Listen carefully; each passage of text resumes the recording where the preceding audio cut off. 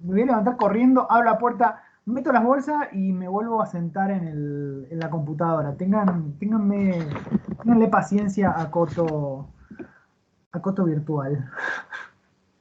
A corto plazo, tenemos paciencia a corto plazo. Bueno, buenas tardes, estamos grabando esta reunión, nos tocaba trabajar el tema antinomias a partir de los textos modernistas. Ustedes hicieron exposiciones donde eso se notaba ya, así que vamos a dar comienzo a la charla en relación con lo que ustedes quieran agregar o preguntar o las cosas que se nos ocurran a nosotros preguntarles a ustedes. Ahí les estoy compartiendo pantalla de una presentación. ¿La ven? ¿Sí? ¿Me escuchan? Sí, Bueno, sí. perfecto. Cualquier cosa, si algo se traba o se detiene, me interrumpen.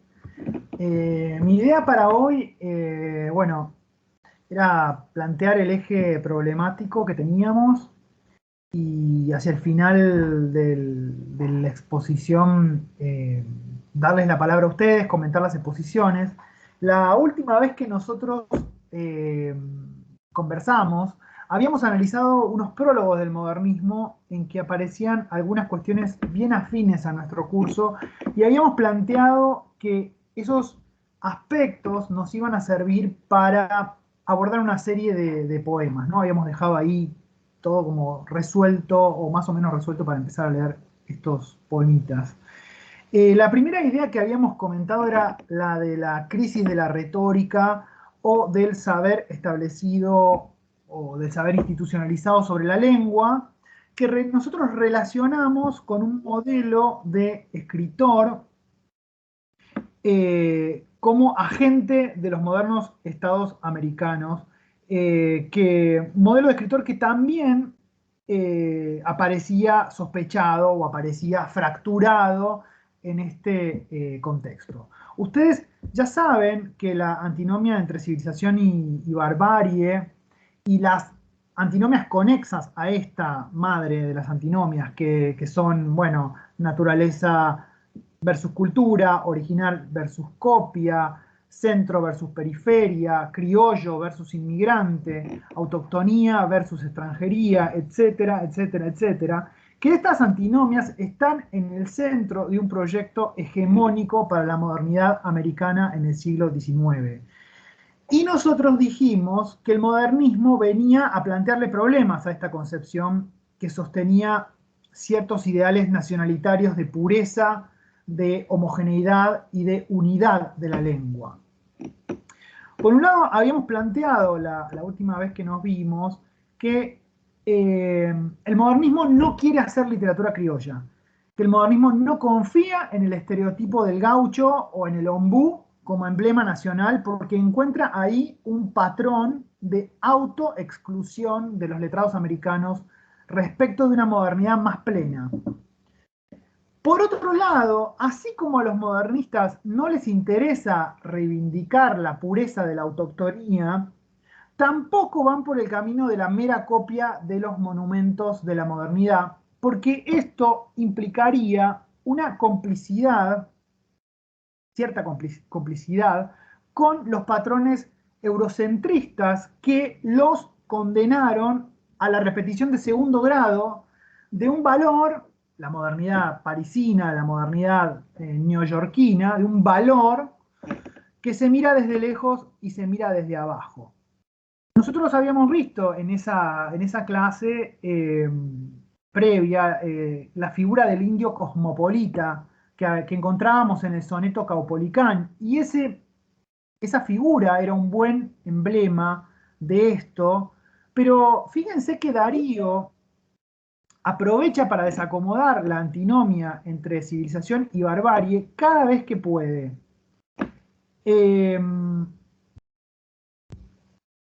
Voy a admitir a gente que está esperando en la sala.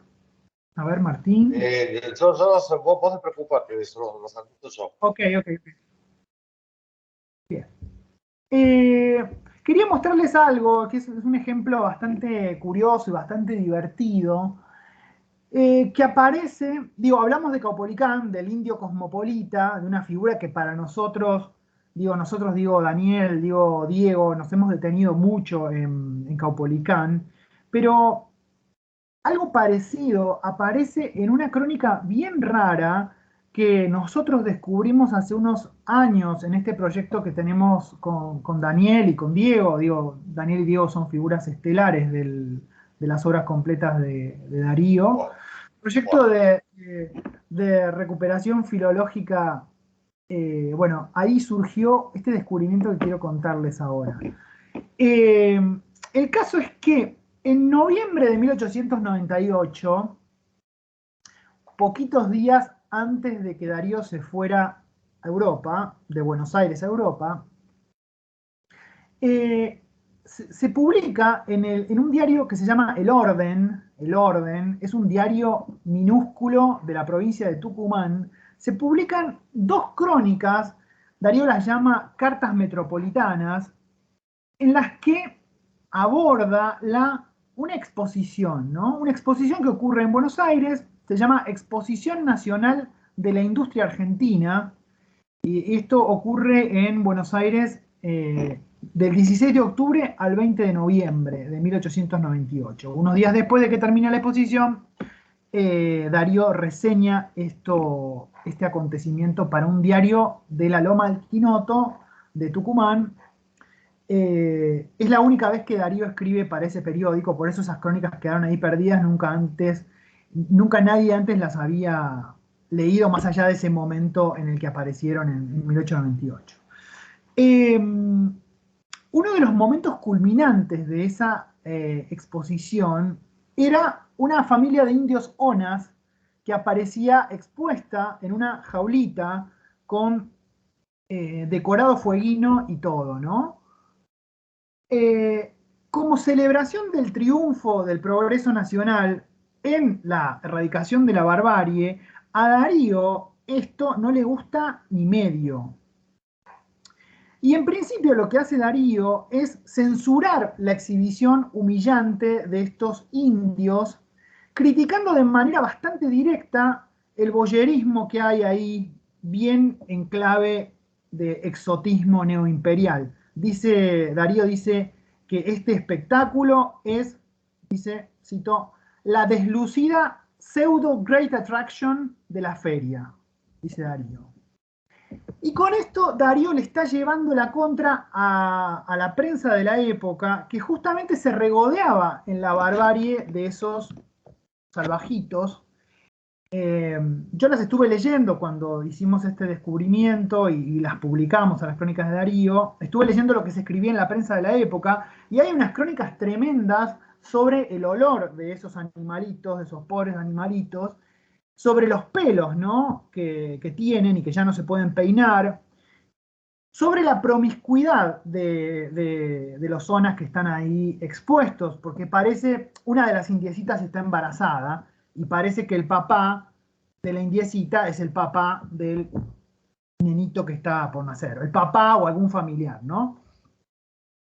En este punto uno podría pensar que si Darío se atreve a publicar esta mirada bastante crítica de un momento celebratorio de la modernidad, es porque esto sale en un medio, como decíamos recién, de la Loma del Quinoto, que quizá nadie leería. Digo, lo dije recién, estas crónicas recién las publicamos hace unos meses, se leyeron en Tucumán y nunca más. Uno podría pensar eso, ¿no? Darío se atreve a cuestionar el discurso, digamos, dominante sobre los relatos dominantes sobre la exposición de Buenos Aires, porque eso total sale en un diario que nadie va a leer. Lo llamativo es que apenas unos meses después de esto, digo, noviembre del 98, Darío va a estar en la Exposición Universal de París, donde el monito o el indiecito vendría a ser él o nosotros, digamos. Ese espectáculo, París, lo asquea y Darío termina yéndose de la exposición para terminar recorriendo Italia, digo, aunque esto quizá a ustedes les importe poco, quiero decir que hay una continuidad bastante asombrosa entre esta visita a la exposición nacional y la visita a la exposición universal, como si Darío estuviera haciendo lo mismo en los dos espacios. Pero hay algo más curioso todavía que quiero marcarles, que quiero contarles, porque Darío se mete en esta crónica de la exposición de Buenos Aires, Darío se mete en la mirada y en el deseo de los onas que están ahí en la jaulita, ¿no? Así como Caupolicán en su apoteosis se transformaba en un nuevo Atlas, ¿no? Atlas sosteniendo sobre sus hombros desde el margen el mundo moderno. Bueno, los onas de la exposición de Buenos Aires, derrotados, ¿no? En su derrota, desde su encierro en el cliché exotista, fíjense que esos indios le devuelven a la modernidad una mirada de desprecio, de arrogancia y de desinterés. Estos indios, desde la perspectiva de Darío, ya no perseveran en su barbarie. Estos indios no están tristes, no están nostálgicos, no quieren volver al sur, sino que, fíjense, dice Darío, asumen una gestualidad que es ultra moderna. ¿Qué hacen estos indios en la exposición de Buenos Aires? Ahí encerraditos en su jaulita. Se aburren, están aburridos. En la exposición, dice Darío, les leo, dice Darío, el indio hosco ve a la bella dama que pasa sin admiración profunda y se diría sin deseo.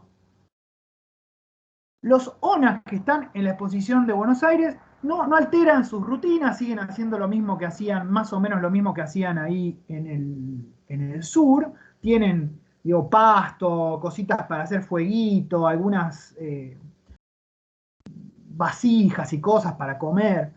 Pero se aburren y no desean. Es decir, están atacados de una de las cualidades modernas por antonomasia.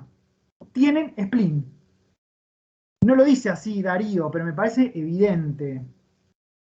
Me parece esta modulación o este meterse de Darío en la mirada de los indios y asignarles esta cualidad,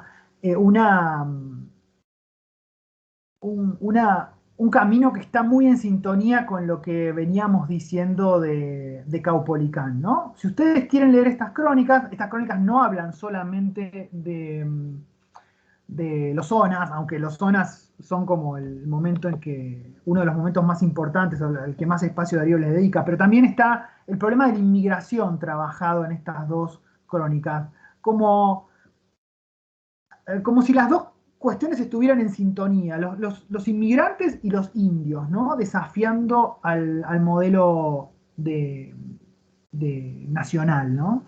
Si ustedes quieren leer estas crónicas, se las paso, les paso el enlace al archivo donde las tenemos publicadas. Fuera de esto, recordemos y volviendo un poco, saliendo de esta pequeña digresión, recordemos los dos principios que deducíamos de los prólogos de Darío a prosas profanas y de Martí a versos libres. Habíamos hablado de un principio de la institucionalización vacilante, con el que mostrábamos cómo los modernistas perciben que la literatura es una práctica novedosa, casi sin productores, casi sin lengua, casi sin público, una práctica novedosa que quiere desentenderse de la servidumbre a fines políticos más o menos inmediatos, solo para tomar envión y meterse nuevamente en la contienda política. Ustedes ya conocen el ensayo, si no lo conocen lo tienen que leer esta noche, el ensayo de Martí, Nuestra América. O recuerdan que Darío dice en el prólogo a Cantos de Vida y Esperanza que deja escrita su protesta en las alas de los cisnes. Entonces es despegarse para volver a meterse en los debates de los discursos más propiamente políticos, desde otro lugar. Y nosotros también nos habíamos referido a un principio que habíamos llamado de la intermitencia genealógica, que surgía en estas familias monstruosas, o al menos disfuncionales de los prólogos, donde la que aparecía socavada era la posibilidad de transmisión lineal o transmisión secuencial de un legado de padres a hijos, digamos. Ahora, paradójicamente, esta crisis en la sucesión, lejos de paralizar la escritura, venía a instalar un vínculo menos vertical, digamos, por decirlo en términos darianos, menos aurático y más profano con los precursores y con los contemporáneos, vínculo que terminaba en una producción desmesurada. Ustedes se acuerdan, recordarán cómo se cerraba el prólogo a prosas profanas, ¿no? Dejando preñadas de un solo envión, por decirlo elegantemente, a todas las musas con los eunucos bufando, ¿no? Principio de la institucionalización vacilante y principio de la intermitencia genealógica. Entonces, me gustaría cerrar este desarrollo con la lectura del poema de Darío y luego ir a los trabajos que ustedes nos acercaron en la semana y darles la palabra. Realmente están buenísimas las tres exposiciones, hay puntas para discutir ahí varias. Obviamente ustedes leyeron Sinfonía en Gris Mayor y saben lo que es una sinestesia, pero igual lo digo. En el título del poema tenemos una figura retórica de fusión de inputs perceptivos, una sinfonía, oído, gris, vista. Este recurso de la sinestesia, que es un recurso muy simbolista, muy de la poesía simbolista, nos va a precipitar en una deriva, en un desvío, en un pequeño desvío pictórico musical. Evidentemente hay dos series que entran en contacto en el poema, además de la serie estrictamente literaria, una serie musical que me va a llevar a, digamos, me lleva a las teorías de Wagner y Debussy. Hoy no vamos a poner en juego esa relación, pero algo vamos a decir. Y también nos lleva a una serie pictórica que nos va a transportar a una disputa célebre en la historia del arte entre John Ruskin y James McNeill Whistler, de quienes ahora vamos a hablar. ¿Por qué Darío le habrá puesto a su texto como título una sinestesia, ¿no? ¿Por qué lo habrá titulado así? ¿De dónde viene ese gesto? Luego, ¿un poema puede hablar de otras artes? Evidentemente sí, desde la éfrasis en el escudo de Aquiles de la Odisea, esto es así. Ahora, esto ha ocurrido, digo, no es la primera vez que alguien hace una transposición de arte, pero ¿qué sentido puede tener esto en la modernidad, este gesto en la modernidad? Y la última cosa que me pregunto es si cuando este poema habla de otras artes, se mete con tradiciones musicales y pictóricas o con discusiones musicales y pictóricas que son dominantes en Europa. ¿Qué está haciendo con este poema con esas discusiones? ¿Puede ser que este poema esté reordenando la relación entre arte central y arte periférico cuando se mete en estos debates? ¿O se mete nada más que para volver a decir lo que estos pintores y estos músicos están diciendo? Bueno, vamos a ver algunas imágenes y vamos a leer algunas citas para entender una parte o algo de lo que este poema le está haciendo a la tradición. Y vamos a poner el foco en las reacciones que este poema o que estas operaciones pueden haber causado en los hispanófilos y en las reacciones que este poema puede haber suscitado en los criollistas americanos o argentinos. Digo esto porque el poema se publica en Buenos Aires apenas unas semanas antes además de tener una circulación centroamericana, el poema se publica en Buenos Aires antes de salir en Prosas Profanas, en el libro que se publica de Darío en 1896 en Buenos Aires. Es como si Darío apenas desembarca en Buenos Aires, tira en el contexto porteño la sinfonía, ¿no? Me parece que es un poema bastante polémico, quizá en una primera lectura no lo parece. Entonces, vamos a reponer eso, ¿no? La primera imagen que me sirve a mí para armar este recorrido es una imagen de Whistler que está para mí en el origen del poema de Darío, sin descartar que haya otros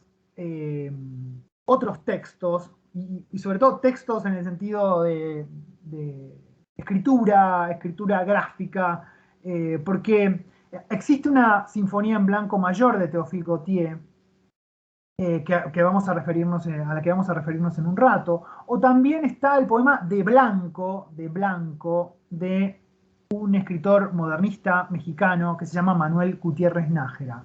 Yo voy a dejar en suspenso estas genealogías más evidentes. Siempre que se lee prosa, Sinfonía en Gris Mayor, se hace la relación con Gautier y con Gutiérrez Nájera. Yo quería presentar como un recorrido un poquito más provocativo.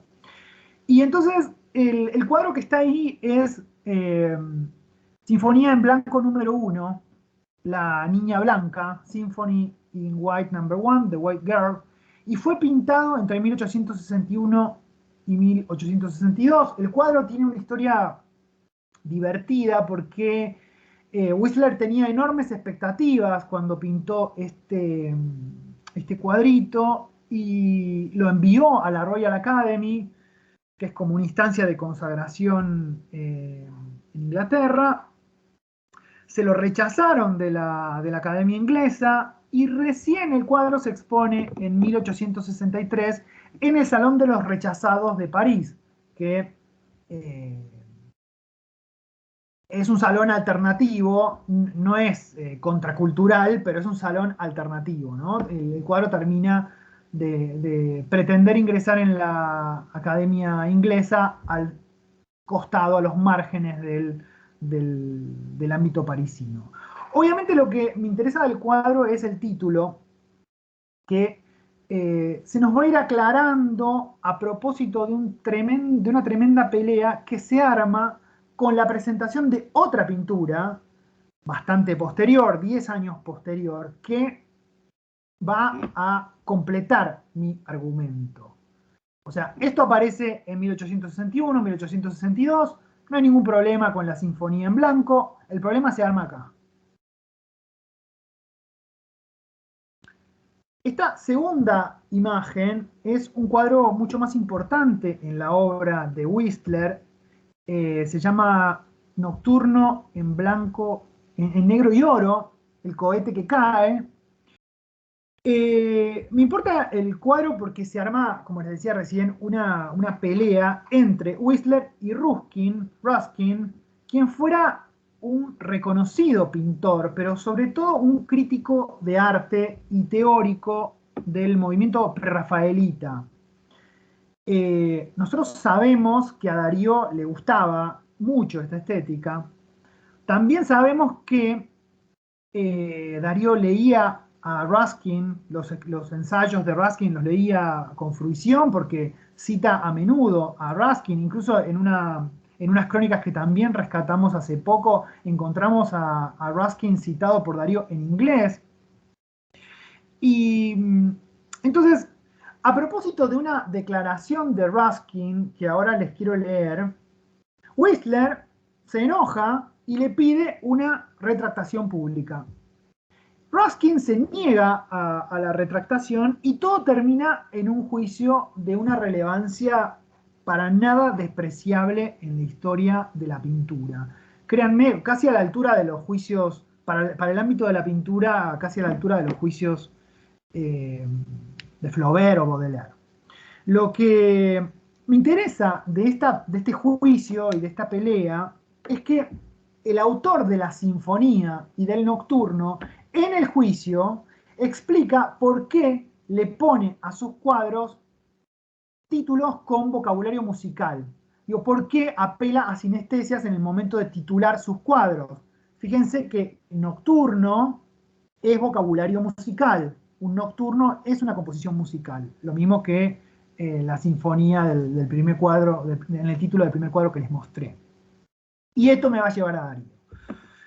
Fíjense qué dice Ruskin en Forzclaw Higuera, que es un libro de cartas a los obreros ingleses, ¿no? Ruskin dice esto, las cartas eran publicadas en el periódico y después se reunieron en volumen. Esto que les voy a leer ahora es lo que le saca la cadena a Whistler, ¿no? Dice Ruskin: el trabajo le es natural al pintor, por extraño que nos resulte a nosotros, y está realizado con el más consciente cuidado, aunque, lejos de su propio deseo o del nuestro, el resultado pueda ser aún incompleto. Difícilmente sea posible decir lo mismo de alguna otra pintura de las escuelas modernas, y ahí está Whistler para Ruskin, las escuelas modernas. Sus excentricidades son casi siempre forzadas en cierto grado, y sus imperfecciones gratuitas, cuando no impertinentemente permitidas. Por el propio interés del señor Whistler, no menos que por la protección del comprador, Sir Cutts Lindsay, que es el dueño de la galería donde se expuso esta obra, este nocturno que les mostré recién, Sir Cutts Lindsay no tendría que haber admitido en la galería obras donde la grosera arrogancia del artista casi llega a la impostura deliberada. He visto y escuchado antes muchas insolencias vulgares, pero jamás creí que oiría a un bravucón pedir 200 guineas por lanzar un pote de pintura a la cara del público. Un pote de pintura a la cara del público. Este es el nocturno para Ruskin, ¿no? Un pote de pintura lanzado a la cara del público. Bueno, por esto que acabo de leerles, Whistler demanda a Ruskin y le gana el juicio, pero, interesante paradoja, Whistler queda en la ruina total porque tiene que pagar las costas del proceso. Ahora, en el interrogatorio que le hacen durante el juicio, Whistler dice lo siguiente, que me parece en extremo revelador para pensar el poema de Darío. Dice Whistler: al emplear la palabra nocturno, como decía recién, que es un vocabulario musical, quise indicar un interés artístico autónomo, separando la pintura de cualquier interés anecdótico exterior que de otro modo le habría sido sobreimpuesto. Un nocturno es un arreglo, otra vez vocabulario musical, arrangement, es un arreglo de línea, forma y color antes que nada. La pintura es de este modo un problema, digamos, es un problema formal que yo intento resolver. Bien, hasta ahí mi delirio. Ahora, para que vean que no es tan delirante la cosa. Fíjense que el debate entre Ruskin y Whistler tiene un eco latinoamericano, porque Eduardo Schiaffino, que es uno de los aliados de Darío cuando él llega a Buenos Aires en 1893, Schiaffino pinta en 1895 una sinfonía en rojo, que es esta imagen que tienen en la pantalla, ¿no? Y que es la imagen que me obligó a ir para atrás a la historia del arte europeo a ver de dónde venía todo esto. Yo vi la imagen de Schiaffino y dije, bueno, la imagen de Schiaffino sale al mismo tiempo que el poema de Darío publicado en Buenos Aires. Entonces, ¿qué diálogos se están entablando acá? ¿Por qué estas dos cosas aparecen casi juntas? De paso, digamos que Schiaffino es como parte de los superhéroes de Darío, de los superamigos de Darío. Es una figura clave del campo intelectual porteño, porque va a fundar en 1896 y va a dirigir por varios años el Museo Nacional de Bellas Artes, nosotros hablábamos de institucionalización del arte, institucionalización vacilante del arte y de la literatura. 1896, fundación del Museo Nacional de Bellas Artes. 1896, fundación de ¿qué institución que para nosotros es relevante? ¿Qué se fundó en 1896? ¿Lo tienen? La Facultad de Filosofía y Letras. La Facu. Las paredes virtuales que ahora son, bueno, ahora están haciendo un nuevo edificio en la facultad. El otro día pasé y está como esplendoroso. Lo que pasa es que el arquitecto no tuvo una idea muy feliz y le puso un tremendo vidrio al edificio de posgrado, que me parece que después se dieron cuenta que eso iba a ser blanco de los primeros, en la primera manifestación de un tremendo piedrazo, entonces para cubrir el vidrio le pusieron unas rejas horribles. Ya las van a ver cuando vuelvan a visitar nuestra preciada casa de estudios. En fin, 1896, claro. Fundación de la Facultad de Filosofía y Letras. Bueno, como siempre digo, no es un cuadro muy bonito de Schiaffino, ¿no? No es uno de los más logrados. Pero bueno, en todo caso, Schiaffino, unos meses después de sacar esta pintura, va a dibujar la portada de Los Raros de Darío, el Darío decapitado. Es una portada del libro Los Raros que llamó mucho la atención porque es un Darío sin cuello que aparece flotando ahí en la portada del libro. A todos les llamó mucho la atención. Y la portada fíjense hasta qué punto, ¿no? Aparece en la portada de Los Raros Rubén Darío y después aparece la cara y aparece el monograma de Schiaffino. El monograma es el modo en que los pintores y los grabadores de la época y de siempre firmaban sus obras. De manera que en la portada de Los Raros aparece la firma de Darío y la firma de Schiaffino. Fíjense hasta qué punto hay como una relación muy carnal entre ellos, ¿no? En fin, lo notable es que este cuadro argentino, con ese título tan whistleriano, La Sinfonía en Rojo, no pasa desapercibido a la mirada de Darío.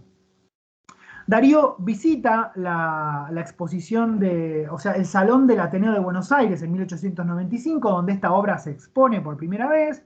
El Salón del Ateneo de Buenos Aires es una de las primeras exposiciones de arte a gran escala en la ciudad.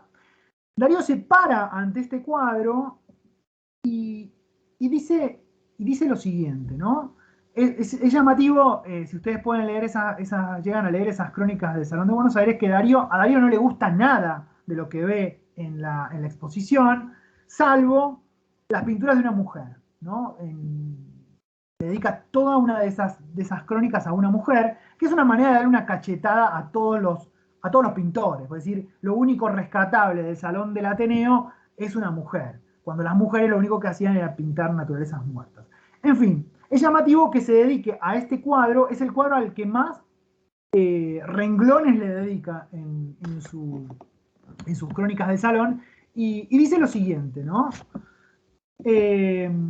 A un joven poeta que me acompañaba en una visita al salón, he pronunciado la siguiente arenga delante de cada uno de esos desnudos. Ama, oh joven, le he dicho, a esa mujer que el artista ha desvestido en ese fondo sangriento, en ese fondo purpúreo, en ese fondo en que vibra toda la gama de los rojos. No la desdeñes por el dibujo de las piernas, por la S dura que desciende desde la cadera, por el brazo inarmónico que levanta la opulencia mamaria. El rostro debe ser bello, obviamente es lo que falta, lo que no está en el cuadro, el rostro está escondido, pero debe ser bello, su sangre es joven y viva, y el velo de una pasajera vergüenza, o de una pena repentina, o de un pudor retardado, oculta en ese instante la sabiduría perversa de sus caricias. Y ámala sobre todo porque puede darle nuevo ser a quien se atreve y vence, poniendo un alma a las mujeres de Poe. Otra cosa llamativa, pero no me voy a meter mucho en esto, pero para seguirlo trabajando. Fíjense que en el final de la cita lo que hace Darío es atribuir el cuadro a una representación literaria, como devolver el cuadro a la literatura sobre el final de su reflexión, ¿no? Espero que se siga el el hilo de mi reflexión. Estoy tratando de conectar un debate que tiene enormes resonancias en la pintura de Occidente. Ese debate entre Whistler y Ruskin es el que es uno de los puntapiés del debate por el impresionismo, con las repercusiones americanas que tiene esa discusión. Y la última imagen que les traje, que digamos, de ver la imagen de Schiaffino con esto que les voy a mostrar ahora, es como que mi cabeza empezó a funcionar. Es importante, esto está en la página de una revista que tiene un gran tamaño. Esa figurita que ustedes ven ahí tiene como 5 centímetros, es un cuadrito re chiquito. La página de la revista se llama El Salón Cómico, y lo que aparece en esos cuadraditos son todas burlas a los pintores, a los académicos y pintores del Salón del Ateneo, ¿no?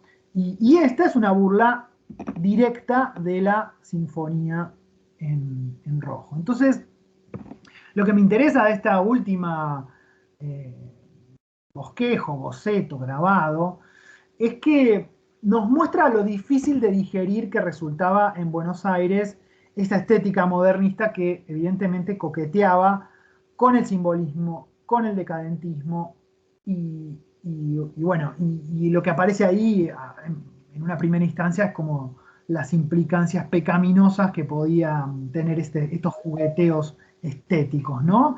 Darío y Schiaffino evidentemente son embajadores de una concepción del arte y de la literatura que en este momento, 1890, no tenía las de ganar, ¿no? Inmediatamente sí, me parece que el modernismo va a triunfar y se va a agotar.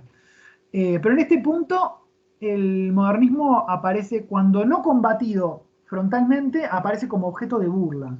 Y la caricatura, además, está atribuida a un dibujante español, que no es menor esto en función del argumento que vamos a presentar hacia el final de la clase. Habíamos hablado que uno de los lectores más molestos del modernismo son los hispanófilos, ¿no? Y acá hay un español reaccionando. En fin, quiero leer el poema de Darío que va a salir en volumen por primera vez en Buenos Aires en 1896, como una suerte de intervención polémica en el campo cultural de Buenos Aires, como una especie de misil que va dirigido a estas dos ideologías del arte y de la literatura que ya les adelanté, ¿no? Los criollos y los hispanófilos. Bueno, la pregunta que tendría que quedarnos flotando a partir de esta discusión pictórica es: ¿un cuadro tiene que representar una verdad supraterrenal? Eso es lo que quiere Ruskin. Un cuadro tiene que representar una verdad supraterrena. ¿O un cuadro es un mero arreglo de forma y color? Whistler. ¿De qué lado está Darío? Y a priori uno diría, es probable que Darío se sitúe más cerca de Whistler que de Ruskin, y que la sinfonía aparezca como una realización poemática, si ustedes quieren, de esa autonomía, de ese principio de la autonomía vacilante que veíamos en el prólogo a Prosas Profanas.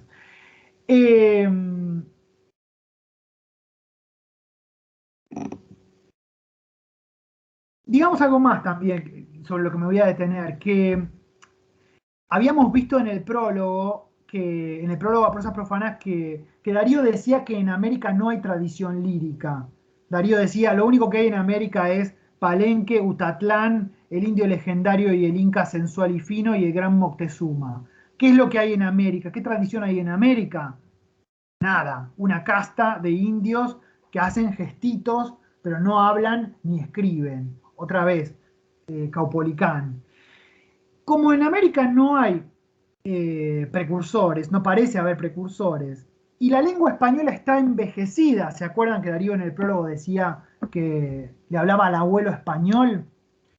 Entonces, la autonomía vacilante se logra traduciendo salvajemente las lenguas más modernas del globo. Entonces vamos a ver cómo Sinfonía en Gris Mayor es también la puesta en acto de este principio. Es decir, Sinfonía en Gris Mayor es un ejercicio de traducción y de apropiación, casi diría, de gula estética, ¿no? Por último, y ya casi llegamos al poema, una rapidísima digresión sobre el vínculo entre poesía y música a partir de un ensayo de Clement Rosset que se llama El objeto singular. Y más que la relación entre poesía y música, lo que nos interesa de este teórico es el vínculo que plantea entre música y referente. Acá está Yankelevich, está Nietzsche, digo, discusiones interminables sobre esta cuestión. Yo tomo esta cita porque me sirve para ir más rápido, como una especie de resumen de los debates musicales de la época en los que está interviniendo Darío y que nos evita ir hasta Wagner y ir hasta Debussy, aunque no estaría de más ir hacia ellos y trabajar en una monografía esta relación Wagner, Nietzsche, Debussy, Darío, estaría como súper interesante. ¿Qué representa la música? ¿Qué puede representar una sonata o en nuestro caso una sinfonía? Y sobre todo, ¿qué sentido adquiere en la poesía moderna y modernista el uso recurrente de la metáfora musical? ¿Por qué acuden los modernistas de manera tan insistente a la metáfora musical? Y me gusta lo que dice Rosset para pensar esto. Es una banalidad observar que la música, a diferencia de las demás artes, no es representativa. No imita nada, diga lo que diga sobre ella Platón, como todos aquellos que localizan la excelencia de la creación estética en su facultad para reproducir, para imitar lo real. La música, sea lo que sea que se espere de ella, nunca evocará nada, ni siquiera el texto del que se sirve como pretexto para no decir nada. Tal es el primer secreto del arte musical, no esconder nada, ser un pretexto sin texto, imitación ilusoria para no imitar nada. La música se resuelve en la simple paradoja de ser una forma libre, flotante, originalmente a la deriva, como se diría de una superficie sin fondo o de un vestido sin cuerpo. Y fíjense la consecuencia que de esto saca Rosset al pensar el hacer del artista. El músico es así el único artista que es completamente demiurgo, obrero en el sentido absoluto, al producir su real sin ningún apoyo exterior. No propone, el músico no propone una imagen de lo real, sino que impone un real en carne y hueso, provisto de su propia materia y forma. Bien. Quiero que con todas estas líneas que recién comentamos, digo, el drama de la autonomización de la literatura, como aparece en el prólogo a Prosas, el trabajo irreverente de la poesía dariana con la tradición y de la poesía martiana con la tradición, la pelea entre Whistler y Ruskin y esta hipótesis de la música no como mímesis, sino como génesis de un universo en sí. Quiero que con todas estas cosas leamos Sinfonía en Gris Mayor. A mí me gusta decir que voy a tratar de actuar en la lectura de la primera estrofa, una declamación un poco robótica del texto para que se escuche algo que luego tiene que hacerles mucho ruido cuando ustedes lean en voz alta el poema de Martí. Digo, vamos a escuchar ahora el golpe regular de los acentos en estos versos. En Martí, Martí trabaja con una forma que es el endecasílabo. El endecasílabo habitualmente lleva acento en la sexta sílaba y en la décima sílaba. Cuando uno trata de trabajar el esquema rítmico y acentual de Martí, en una primera vista uno dice, pero ¿qué parámetro está siguiendo? Porque no encuentro el sentido de lo que está haciendo Martí con los acentos. Y claro, a mí me gusta hacer siempre el chiste de darles a leer el poema de Martí a alguien que no lo leyó nunca en la clase, que lo lea en voz alta. Y de golpe es tremendo porque la lectura en voz alta del poema empieza a seguir por un momento la sintaxis y por un momento la puntuación, y la persona que lo está leyendo, al terminar de leer el poema, vos le preguntas de qué va el poema, y te dice, realmente no entendí absolutamente nada. ¿Por qué? Porque, entre otras cosas, Martí evita poner los acentos en los lugares previsibles. Entonces, el esquema acentual de los versos libres de Martí es justamente poner en negativo al endecasílabo. Quemar la posición de sexta y décima, de manera que cada vez que vos lo quieras entonar, no encuentres un apoyo ahí donde habitualmente está ese apoyo. En ese sentido, el trabajo acentual en el poema de Darío va por otro camino, ¿no? Entonces, Sinfonía en Gris Mayor. El mar como un vasto cristal azogado refleja la lámina de un cielo de zinc. Lejanas bandadas de pájaros manchan el fondo bruñido de pálido gris. El sol como un vidrio redondo y opaco, con paso de enfermo camina al cenit. El viento marino descansa en la sombra, teñiendo de almohada su negro clarín. Y sigue, ¿no? Las ondas que mueven su vientre de plomo debajo del muelle parecen gemir. Sentado en un cable, fumando su pipa, está un marinero pensando en las playas de un vago, lejano, brumoso país. El viejo ese lobo tostaron su cara los rayos de fuego del sol de Brasil. Los reyes tifones del mar de la China le han visto bebiendo su frasco de gin. La espuma impregnada de yodo y salitre a tiempo conoce su roja nariz, sus crespos cabellos, su bíceps de atleta, su gorra de lona, su blusa de drill. En medio del humo que forma el tabaco, ve el viejo el lejano brumoso país, a donde una tarde caliente y dorada, tendida a las velas, partió el bergantín. La siesta del trópico, el lobo se aduerme, ya todo lo envuelve la gama del gris. Parece que un suave y enorme fumino del curvo horizonte borrara el confín. La siesta del trópico, la vieja cigarra, ensaya su ronca guitarra senil, y el grillo preludia un solo monótono en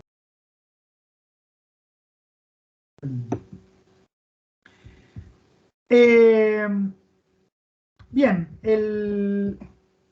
¿cuál es el referente del poema? Ya que hablábamos recién de lo que la música podía hacerle al signo, ¿no? Y al lenguaje, o por lo menos lo insinuábamos. En el fondo de este cuadro, quizá ustedes se acuerden en que en el fondo de este cuadro en el fondo de este poema hay un cuadro. ¿Qué cuadro? Por un cuadro bastante codificado en la tradición, que es la marina, ¿no? Que es un género, todo un género pictórico. En el cuadro, el poema está trabajando con este género pictórico. Y en el modernismo hay muchos poemas que se escriben como traducción de una pintura, puntual y concreta. El ejemplo más célebre es el de Julián del Casal, que le dedica toda una serie de sonetos relacionados con una colección de pinturas de Gustave Moreau, y esa serie de poemas se llama Mi Museo Ideal, y ahí lo que hace Casal es trabajar la relación uno a uno entre poema y cuadro. O sea, cada poema tiene el título del cuadro de Moreau, y hay un soneto, un cuadro, un soneto, un cuadro, un soneto, un cuadro. Y a mí me gusta comparar esto que hace Casal con lo que nos presenta Darío, porque el trabajo de Darío es muy diferente.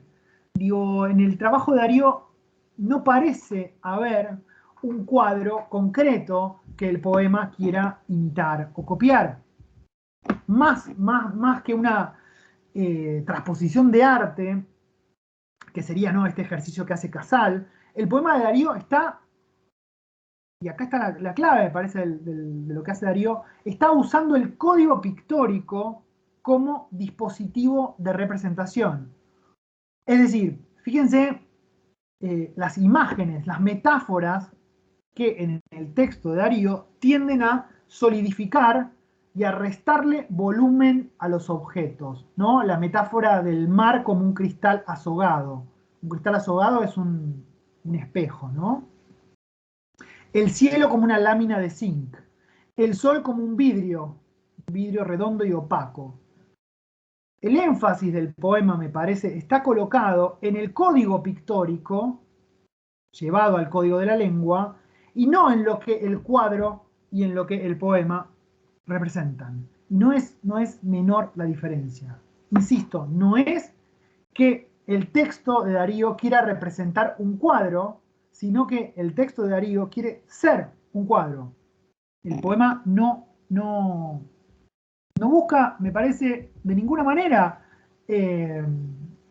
representar un real, ¿no? No busca la representación mimética de la naturaleza, sino que busca formular un espacio que es sumamente artificial, y habría que ver de dónde vienen estos elementos que están, de qué registro, de qué campo semántico, si quieren, vienen estos elementos con los que se interviene la naturaleza, ¿no? El mar, el cielo, el sol, ¿no? Superficies de reflejo, superficies duras, superficies impenetrables, superficies o materiales que vienen del orden de de la industria, ¿no? Del vidrio, la chapa.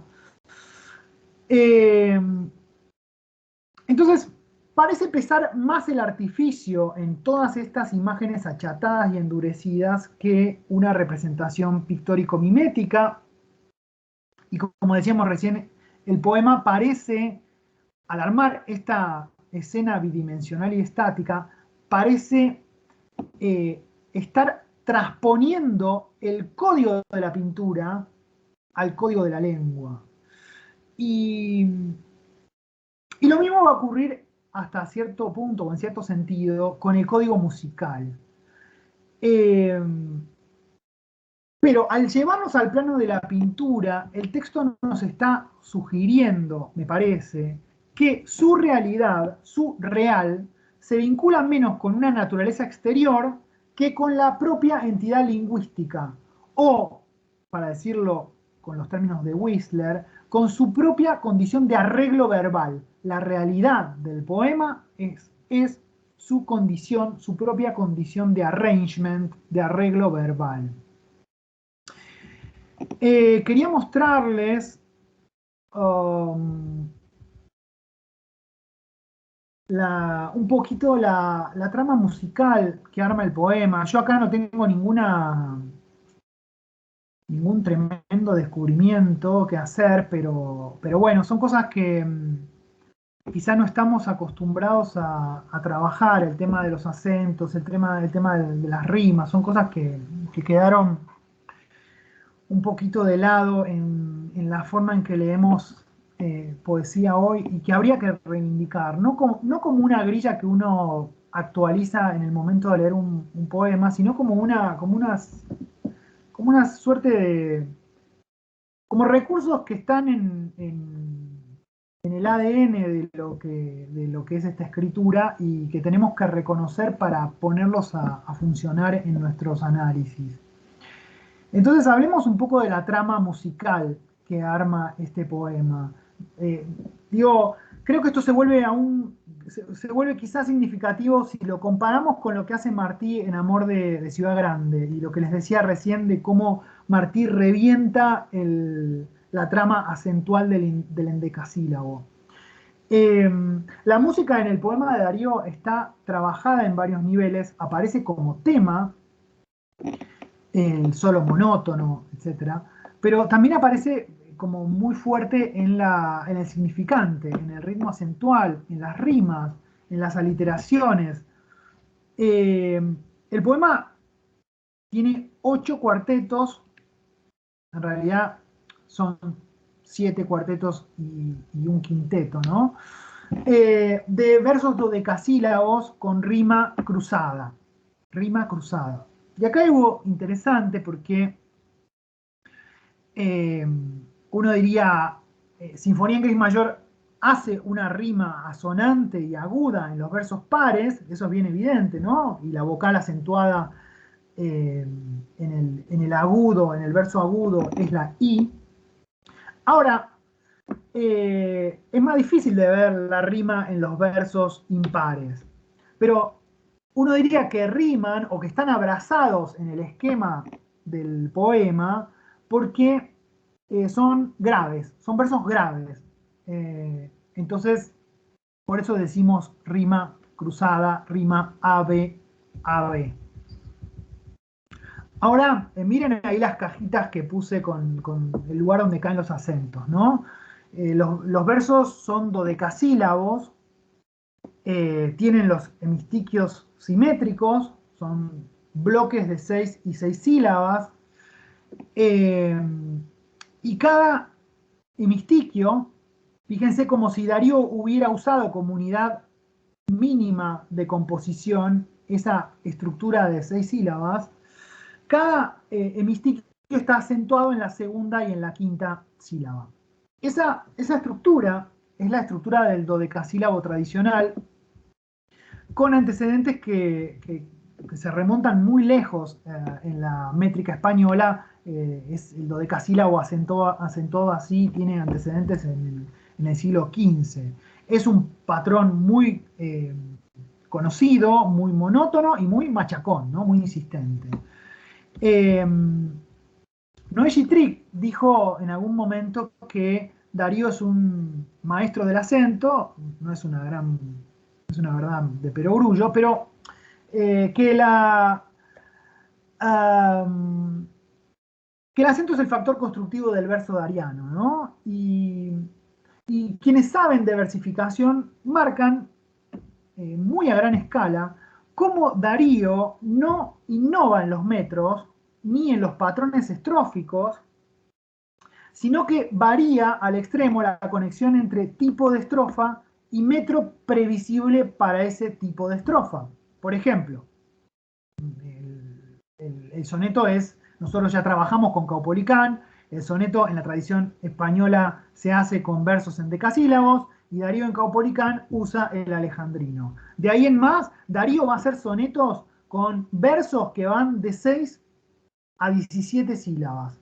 O sea, va a variar al extremo la conexión entre estrofa y metro previsible para esa estrofa. Y esto mismo ocurre en el terreno del acento. Darío tiende a conservar el metro, incluso va a reflotar formas estróficas y formas métricas muy arcaicas, uno diría formas medievales, y a esas formas le va a alterar el acento. Fíjense que los versos agudos descolocan el patrón acentual previsible del dodecasílabo. Todo el poema, dada la recitación así tan robótica que yo hice, se percibe como una especie de prodigio sonoro.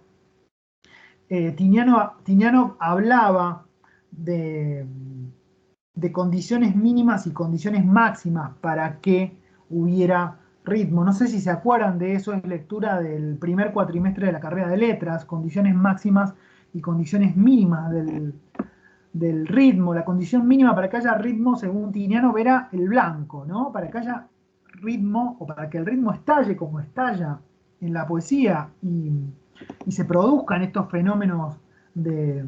Tiniano habla de semántica imaginaria, tiene que haber blanco. Y las condiciones máximas, que son las que aparecen en el trabajo que estamos leyendo, bueno, es la aparición de todos estos patrones que estamos viendo. Metro, rima, aliteración, figuras retóricas. Yo ya les mostré recién cómo la vocal acentuada en los agudos es siempre la I. Y siempre digo que traten de prestar atención a las palabras que Darío coloca en posición de rima, ¿no? Zinc, yin, cenit, no son palabras como fáciles para rimar. En la última estrofa, en ese solo monótono, tenemos esa fusión de sonido y sentido, porque el sonido de la frase hace el solo monótono. Y después algo que me gusta mostrar, otro prodigio sonoro que me gusta mostrar, lo digo siempre, porque, no sé, me llama mucho la atención, pero hay más, digo, ustedes, esto está estallado de estas cosas.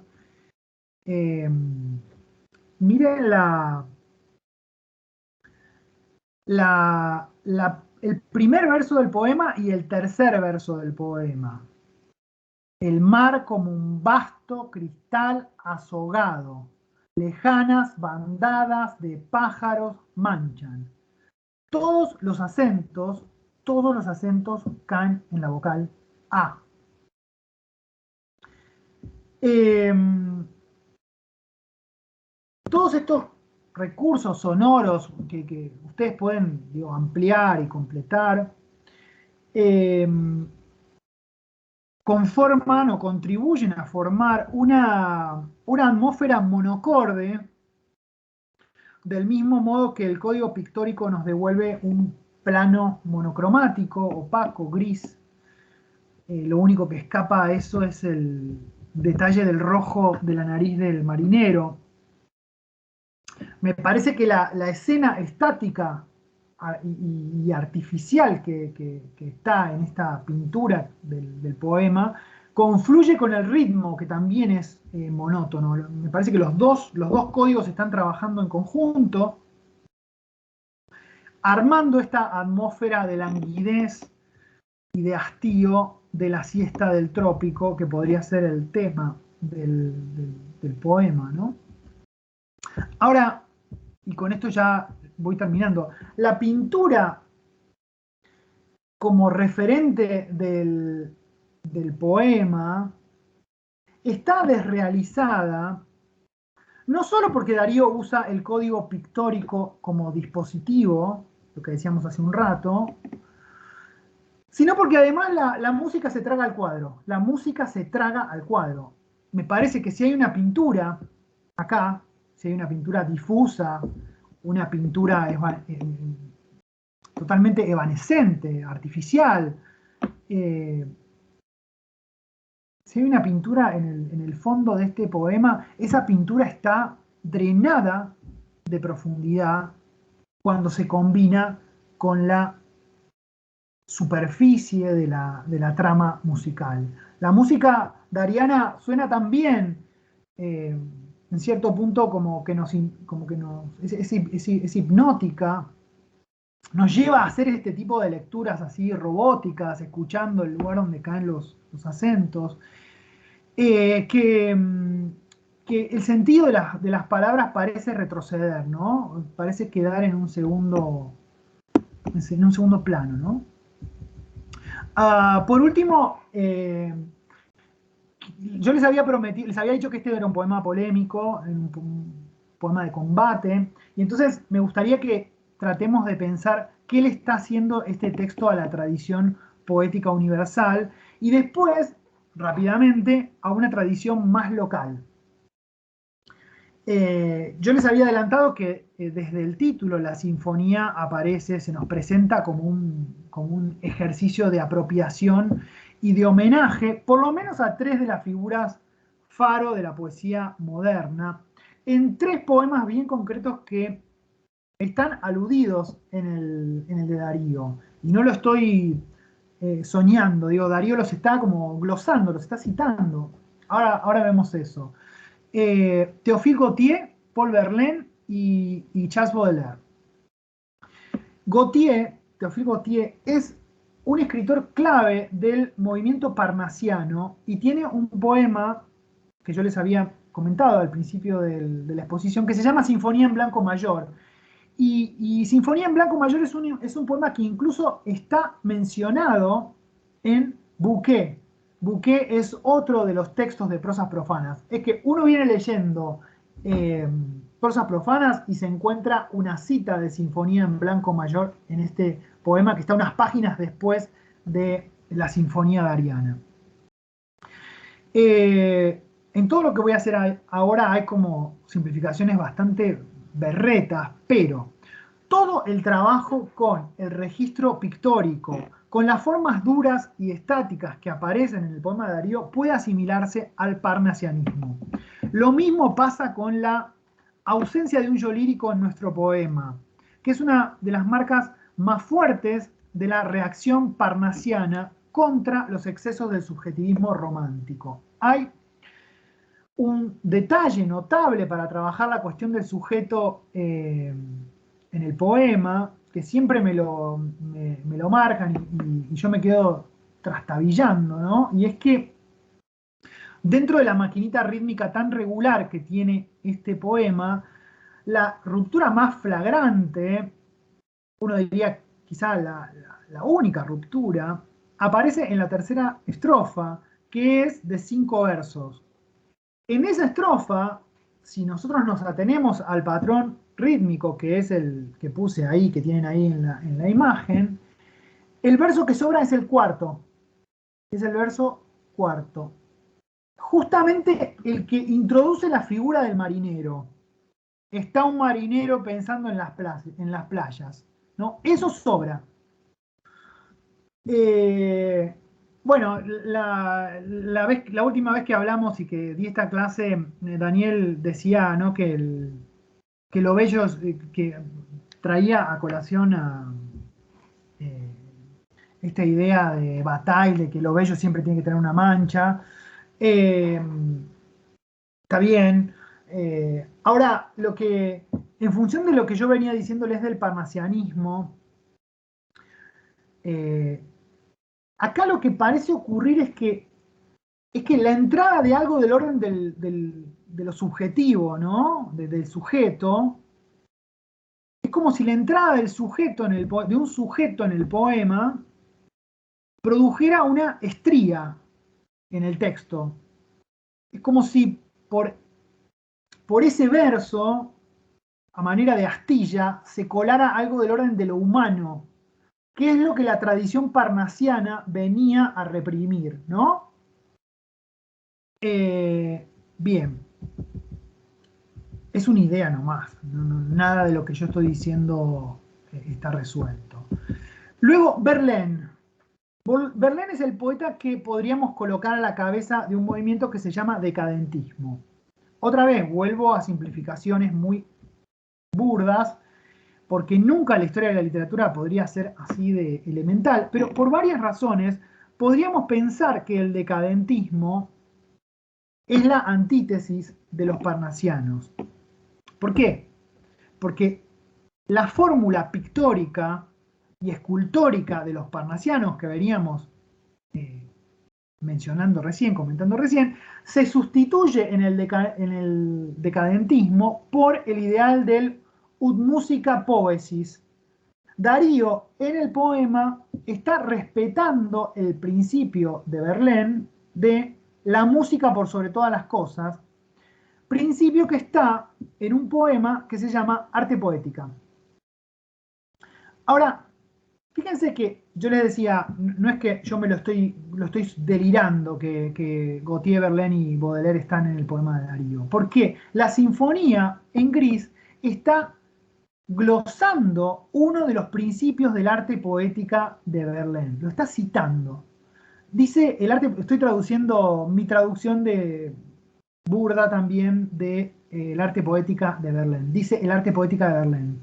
Nada mejor que la canción gris donde lo indeciso se une a lo preciso. Lo gris, indeciso, tiene que ver con el postulado del decadentismo, que es el postulado del matiz. Sugerir mucho, pero señalar poco, que es un principio que está invocado en el arte poética y luego es retomado en el simbolismo. Es una poética de la ambigüedad, que en el poema de Darío encontramos, por ejemplo, en el modo de adjetivar. Fíjense los adjetivos que aparecen ahí: pálido, vago, lejano, brumoso. Bueno, y por último Baudelaire, porque el poema de Darío trabaja con el concepto de las correspondencias, que nos lleva a la figura de la sinestesia que va a ser una figura clave de la poesía simbolista. La sinestesia produce una especie de desconcierto lógico, o sea, cierta sorpresa en las expectativas del lector. Digo, cómo una sinfonía puede ser gris. Aunque también apunta a la posibilidad de reintegración de un mundo que los poetas modernos perciben como fragmentario, ¿no? Y la sinestesia sería una figura de fusión. Entonces, acabo de mostrar medio chapuceramente que se pueden reconocer en el poema de Darío 3 intertextos que le hacen señas a 3 estéticas como recontra importantes del siglo XIX francés, pero digamos universal. Ahora, la idea, yo había hablado de Darío como un traductor irreverente o como este poema como un poema caníbal. ¿Por qué? ¿Por qué Darío es un traductor irreverente o un caníbal exquisito? Yo recién les contaba que en la historia de la literatura y de la lírica moderna, Parnaso, decadentismo y simbolismo son escuelas más o menos consecutivas, escuelas que se pelean y reaccionan entre sí. Ahora, ¿qué hace Darío en el texto? Lo que hace Darío es superponer y reconciliar escuelas enemigas en el poema. Y cuando hace eso, Darío vuelve hispánica o traduce a la tradición hispánica toda la literatura universal. Me parece que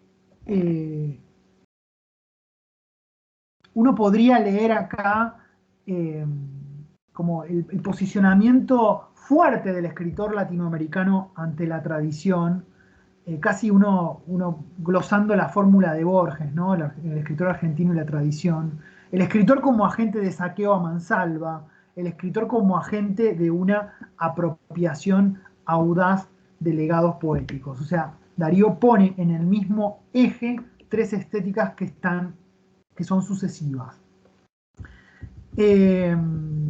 Entonces, y cerrando, quiero que nos preguntemos a quién podía molestar este poema en Buenos Aires, pero también en una tradición americana o latinoamericana. ¿Cuáles son los blancos del texto? ¿Cuáles son los destinatarios del texto? Sin tener que recorrer para esto toda la recepción de prosas profanas, que les aseguro que Los Raros y Prosas Profanas en 1896 no fueron reseñados amorosamente por la crítica de su tiempo. Entonces, pero sin tener que irnos a todo eso, ¿quiénes podrían haberse incomodado con esto? Lectores alterados por Darío. Primero, ¿qué podrían haber pensado de este poema los defensores a ultranza de la pureza del español? Yo les decía recién que Manuel Mayol era un caricaturista que tenía además toda una tribu de caricaturistas hispanófilos trabajando y sosteniendo el canon español en Buenos Aires, defendiendo el canon español en Buenos Aires. A los hispanófilos, a los hispanizantes, bueno, un poema que acriolla los modelos franceses, o sea, un español afrancesado. Me recuerdo siempre una discusión en el Ateneo de Buenos Aires, en la que Darío estaba presente, entre Calixto Oyuela y Darío y Schiaffino, donde Calixto Oyuela, como embajador de los españoles en Buenos Aires, pedía: hagan lo que quieran, pero no toquen la pureza del español, no jodan con el español, mantengan puro el español, pueden hacer lo que ustedes quieran, pero mantengan la pureza del idioma, no violen el idioma, no violenten el idioma. Segundo blanco, ¿cómo se habrán sentido los nacionalistas y los criollistas? En aquel momento, si vos eras bueno, no existía el CONICET, si vos eras un buen pintor o un buen artista, el Estado argentino te mandaba a Italia o a Francia a que aprendieras a pintar. ¿Y qué pasa? Cuando los pintores argentinos volvían acá, pintaban naturalezas brumosas, eh, y los diputados y senadores se ponían nerviosos, ¿no? ¿Para qué los mandamos? ¿Para qué les pagamos? Eh, a los nacionalistas y a los criollistas, que suelen pedir un arte representativo, un arte mimético, un paisaje realista, un paisaje costumbrista, bueno, esto, ¿no? Una pintura drenada, vaciada de profundidad en esta pura superficie musical y pictórica, ¿no? Bueno, eso es lo que yo tenía para decirles del poema. Les digo dos palabras sobre las exposiciones y después lo escuchamos, bueno, a lo que tenga Daniel para decir también y lo que ustedes tengan para contarnos.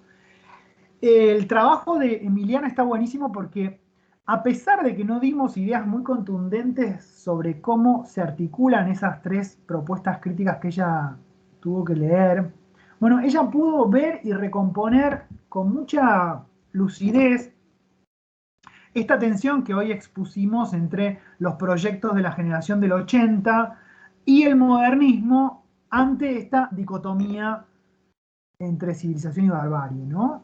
Y en todo caso, me gustaría preguntarle a Emiliana, cómo vos ves esta idea del cosmopolitismo del pobre que plantea Silviano Santiago?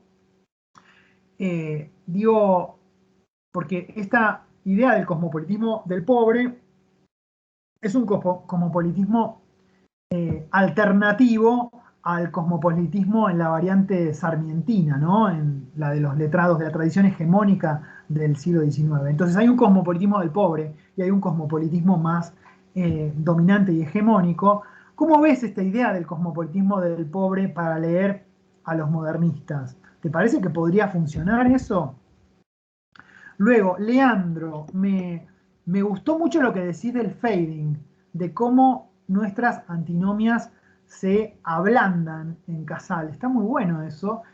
El abordaje de la cuestión del sujeto que planteaste me parece que está muy, muy certero, muy atinado, en esa conciencia como descentrada, esa conciencia tironeada, esa conciencia que nunca está presente de manera plena en los poemas modernistas. Eh, Esto que vos decís ahí, a partir de la lectura de estos, de Casal y de Darío, esto arma una recurrencia muy poderosa en la poesía del modernismo, esto que decís del sujeto, y me parece que ameritaría toda una monografía si vos querés. Y en cuanto a la lectura de Ignacio, yo siempre pensé que el Gorja, en el que se detienen Roberto González Echevarría y Colombi, podía vincularse al canto de los pájaros, ¿no? Y hoy volvía al diccionario y, no porque el diccionario es una autoridad en nada, ¿no? Pero dice, de Gorgeo, dice, canto de algunos pájaros que consiste en un sonido agudo y prolongado, con cambios rápidos ascendentes y descendentes. Eso es el gorjeo. Y ahí, desde el principio, otra vez, naturaleza y cultura, ¿no? En esa palabra. Los ritmos de la urbe moderna, que son también los ritmos del poema, vienen a asumir esos ritmos violentos de una naturaleza que está desbocada, ¿no? El gorjeo, el sonido inarticulado del canto de los pájaros, ¿no? Bueno, Ignacio captaba bien que la pregunta que a mí me moviliza siempre ante este poema de Martí es si es una perspectiva melancólica de la modernidad, si hay ahí un sujeto traumado que rechaza la modernidad y quiere volver a un estado pre-Tinder, digamos, o qué es lo que quiere este poema. ¿Va para adelante, va para atrás? Bueno, Ignacio algo dijo al respecto. Y me interesa mucho lo que decís del deseo, que vos decís que en la ciudad moderna no habría goce. Pienso que lo que aparece en el poema es un divorcio entre materia y espíritu que viene a afectar a los cuerpos y no sé, pero los cuerpos que aparecen en Martí son cuerpos inorgánicos, son cuerpos vacíos de órganos y esos cuerpos no pueden desear, se relacionan como máquinas. Y lo que decís del grito como canal para la voz, el tono del grito, más allá de la gramática, ¿no? Como un carril para la voz, más allá de la gramática, por encima de la gramática, me parece genial, está súper interesante y pensaba que se relaciona con esto que yo decía del poema de Martí, que, que es un poema que revienta la gramática con la puntuación, con los encabalgamientos y con la acentuación, ¿no? Está muy bueno lo que decís del grito como para ponerlo en línea con todo eso. Bueno, no más de mi parte. Ah, una cosa más. Cuando estuve en Cuba, pará, que está bueno esto. Cuando estuve en Cuba, le hice leer Amor de Ciudad Grande a un cubano. Pues es un poema que me viene molestando desde hace mucho. Y si quieren, después le pongo la grabación de Amor de Ciudad Grande en tono cubano. La pongo Sí, el por móvil. favor, porque No, muy... preferiríamos escuchártela decir la voz. No, no lo sé leer porque me confundo, me pierdo el segundo verso. No, no, Pero el español te sale, el cubano no. no.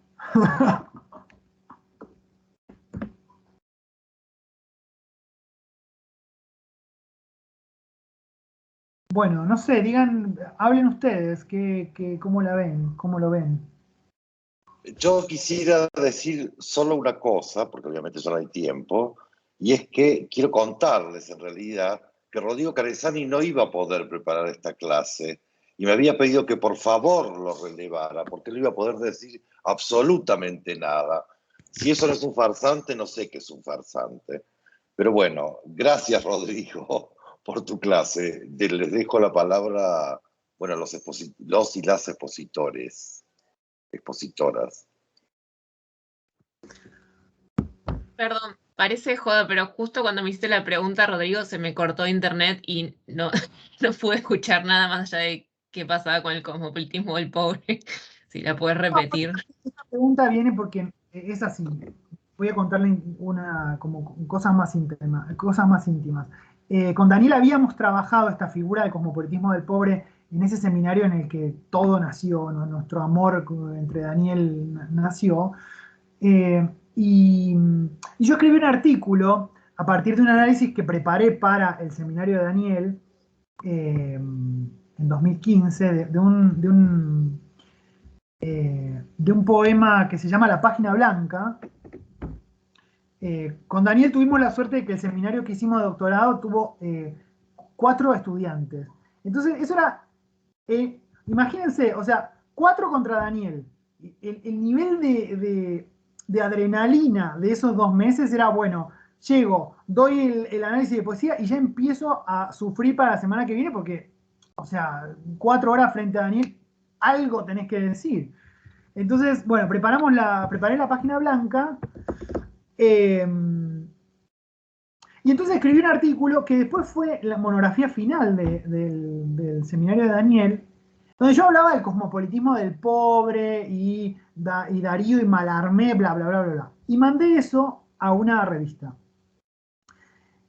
Y el lector del artículo dijo, el referato, ¿no? Dijo, el análisis del poema es brillante, pero solo se publica esto si saca lo del cosmopolitismo del pobre, porque no estoy dispuesto a admitir que esa categoría sirva para pensar a Darío. Entonces yo, obviamente, dije, por supuesto, te saco lo que vos quieras, con tal de que me publiques. Y después publiqué una versión del mismo artículo con lo del cosmopolitismo del pobre.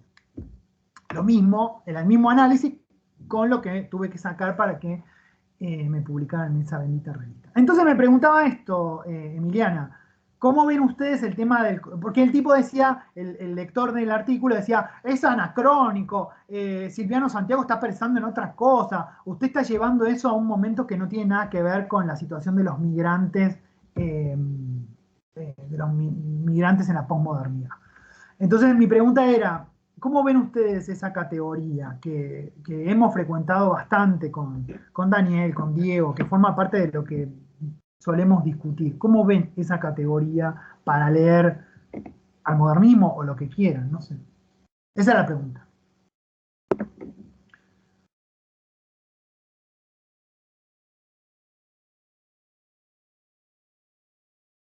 Es mucho, no sé, por ahí después... Bueno, mientras la Estoy tratando de piensan, pensar, no sé. yo quería retomar una cosa, básicamente el análisis que estaba proponiendo Rodrigo, y sobre todo quería, a partir del análisis que propuso Rodrigo de la Sinfonía Gris Mayor, subrayar otra antinomia más, que tiene que ver con el ritmo y que tiene que ver con lo orgánico, lo inorgánico, si quieren, el ritmo natural y el ritmo artificial, ¿no? Me parece que Darío, uno de sus talentos más importantes, más grandes, es precisamente poner el dedo en la llaga, es decir, si el ritmo es efectivamente natural o el ritmo es un artificio, ¿no? Como dijo Rodrigo. Porque evidentemente, si el texto quiere ser, como dijo Rodrigo, un cuadro, y si el texto quiere, por lo tanto, mostrar, ¿no? Hay algo en el texto que escapa por completo a lo que podría ser una matematización, ¿no? Es como, por un lado, hay una especie de tensión hacia Bach, ¿no? Y a la forma matemática y a la forma de la sílaba contada, los acentos regulares, las rimas perfectas, etcétera, etcétera, que uno diría, de alguna manera, ¿no? Pensándolo en relación con Martí, lo que señalaba Rodrigo a propósito de que Martí revienta el ritmo y la sintaxis, Darío lo está haciendo pero de otra manera, es decir, está señalando lo orgánico a través de lo inorgánico, está señalando el ritmo físico corporal a través de un ritmo pensado de una manera completamente, abstracta, ¿no? Maquínica, diríamos. Darío es una máquina de producir ritmos, pero esa máquina de producir ritmos, curiosamente y paradójicamente, y yo creo que una vez más vuelvo a la pregunta de Ángel Rama, ¿por qué está vivo todavía?, hace que los poemas de Darío vayan al punto en que efectivamente uno lee en el texto algo que tiene que ver con una respiración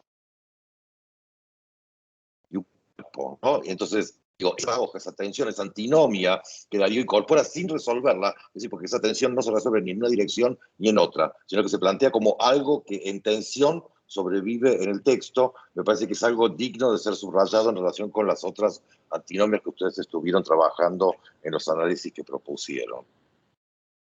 Y ahora ya sí pueden hablar del cosmopolitismo del pobre. Hablando del cosmopolitismo del pobre y de gente que viaja con plata que no es suya o que viaja a buscar la plata, después les voy a pasar una cosa muy hermosa que vi en Granada, que es una muestra de una pintora granadina, Aurelia Navarro, que pintó en 1908 un desnudo extraordinario. Le valió el convento, le valió que la familia le sacara toda herencia posible, etcétera, pero digo, es interesante comparar ¿cómo decirlo?, la técnica del desnudo, quiero decir, entre fin de siglo, comienzo del siglo, ¿no? Porque ese desnudo que efectivamente mostró Rodrigo es la cosa más asquerosa que se ha visto nunca, una especie ¿no? Quiero decir, un chico de 12 años puede hacer un cuerpo mejor que ese cuadro expuesto. Entonces, para ver que efectivamente ese cuadro es realmente malo, uno puede compararlo con cuadros contemporáneos, no de los grandes maestros, sino de pintores que en algún sentido estuvieran en el mismo nivel. Se los cuelgo para perder ya demasiado más tiempo. Y ahora sí, Emiliana, si querés contestarle a Rodrigo, antes que hable él. Emiliana, habla, decir cualquier cosa, te lo pido. Lo que sea, pero que no hable más Rodrigo, me tiene harto. No, o sea, yo en el análisis lo que intenté más que nada fue, o sea, no me metí con los poemas porque ya había compañeros que estaban dedicados a eso, sino que busqué eso, ver cómo la serie funcionaba y desde dónde podía conectar. Eh, y sí noté como que si tomaba como desde el análisis de la obra de Bello y de Sarmiento, pasando por la de Martí, para luego eh, el texto de Santiago, como que había algo como que iba retrocediendo la organización como del cuerpo social como algo orgánico, iba como ya fragmentándose a un individuo, después ya al individuo marginado, y había como esto, o sea, recién lo estoy no sé si funciona así o no, pero como que yo cuando leí el poema de Martí, yo el cosmopolitismo del pobre lo siento como que algo como que hay una voluntad de inserción y de hacerse como hacer mella en ese cuerpo social ya instaurado y que cuando leí el poema de Martí y como que no sentía es tanto esa voluntad de inserción, sino como más eh, poner o sea, como el grito ese, que sea como de freno a, bueno, no sé si estoy haciendo sentido, lo estoy pensando a medida que lo hablo, pero no sé si responde algo.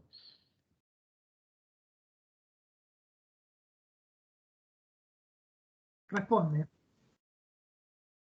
¿Alguien Yo más? como, yo Ignacio. como que en el análisis señalo lo del grito y como que no termino de jugármela porque honestamente ahora tampoco podría. A mí me resuena a que sí, a que hay una voluntad de presente. Yo leí entero el de González Echeverría y después al final él dice que el verso es insuficiente, entonces como que va hacia lo vitalista. Ahí yo ya me dio como cosa seguirlo porque directamente habla de Martí yendo a lo Juan Moreira.